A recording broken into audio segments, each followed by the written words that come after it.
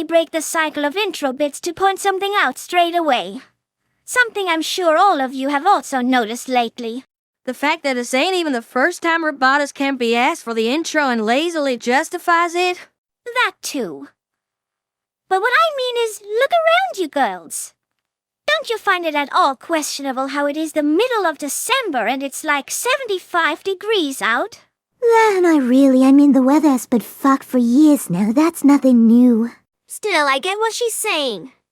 I mean, just ask yourselves, when was the last time we actually had snow? Or anything other than sunshine? Feels like that's the only weather we're having anymore. Hey, that's right. It also hasn't rained in what feels like years. That's what I'm saying. And if you look back on the past few years, this isn't the first time. Which makes me wonder, of course, what's up with that?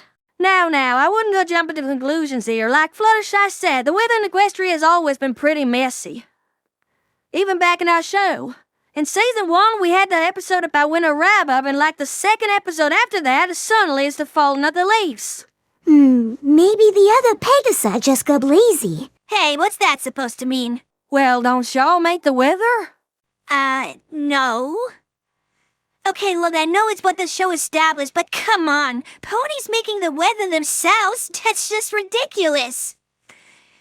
I mean, if we're gonna believe that, then we'd accept that it's just gonna keep on raining till the ends of time if the weather ponies don't move the clouds away. She's got a point in that, friends. But who's been moving the sun across our sky ever since that whole Clocktia incident? Wasn't it Luna?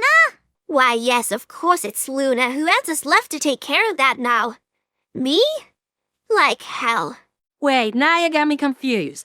So them princesses are responsible for moving the sun and the moon and making day and night. The weather just happens by itself? Well, yes. Luna is a deity after all, so it shouldn't surprise you that she's actually able to move celestial bodies across the sky.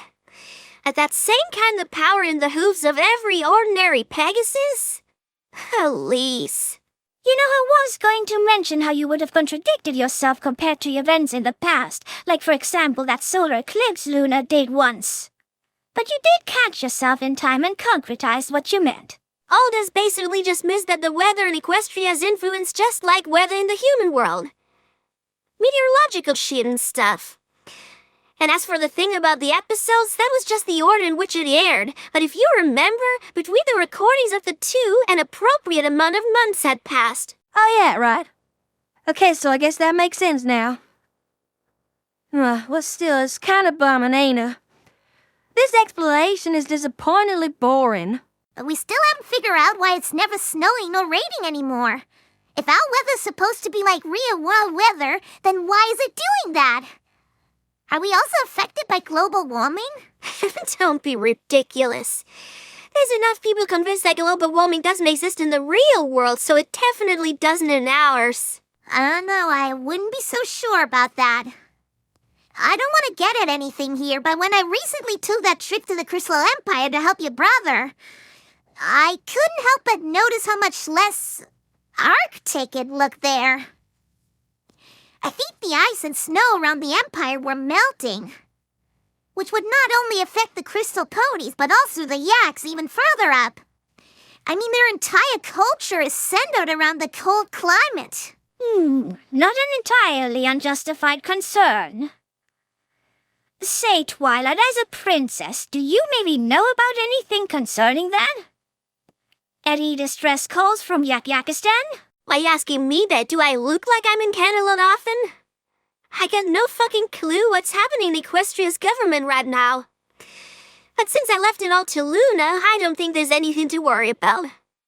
For all the bullshit she's also done in the series, out of all princesses, she's the reliable one. True that. Though honestly, coming back to the Yaks, it wouldn't surprise me at all if they were in crisis. They are quite a primitive people compared to us. No offense, Applejack. Nah, and I'm taken. I'm only 124 yak after all. And also I know what you mean. It is true, them yaks ain't exactly the most adaptive creatures.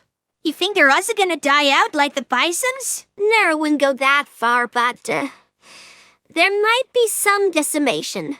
Did you notice, by the way, that it's for some reason always bovids in this series that get threatened by extinction? I mean, before it was just bisons, but now also yaks. That's 2 out of 2 times. Well, that is simply natural selection. Bovids are simply sub-ponies, harsh as that sounds. Sub-ponies? They aren't ponies at all, they're cattle. Which are a subcategory of ungulates. Whereas equines are at the top. Ergo, sub-ponies. After all, we did learn in Animal Farm that some members of society are just more equal than others. For good reason, the words equine and equal sound so alike. It's just the will of nature. Still, even if all of that eugenics shit was true, is it really natural selection? I mean, that would suggest it was caused by natural events. Which it is. I mean, the climate is just getting warmer, and unlike the human world, we aren't nearly as industrialized as they are, so we aren't even to blame for that. It's just the natural course of Equestria's climate. I don't know. Maybe that's just me, but I really feel like ever since we banished Celestia into the sun, it's been feeling a lot more radiant and hot than it did before. So don't you think that maybe because of the evil, vengeful spirit living inside it, the sun might have started to heat? No, I don't. What an absolutely ridiculous idea. Before I believe that, I want to see an exact study and statistics of the last 20 years showcasing in perfect detail how it has affected the climate. 20 years? But Clucky has only been there for... You can't be serious, but my fucking god, this is the collapse all over again! I really thought you'd have learned by now. You know, that's funny, Pinky. I was about to say the same thing to you. Fine, then you leave me no choice. I'm gonna do the most dangerous thing a pony can do to a politician, Twilight. I'll protest. And I'm gonna use an age-old Amish secret tactic to gain sympathy and gather allies to force you to act. I'll spill soup on sidewalks and glue myself to Ponehenge and block traffic in big cities, ruining the days of ponies who don't have anything to do with the problem at all. And once they've all been inconvenienced by me, they'll logically be compelled to support my cause. And that's gonna help, you think? Probably not, but if I can't do anything about the problem itself, I can at least use it to get some attention. Oh, wait, I just got a brilliant idea.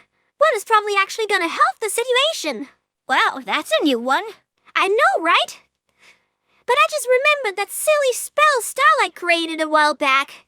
Frosty Shivers. I did say it might come in handy for global warming. Who'd have thought I was gonna be right about that?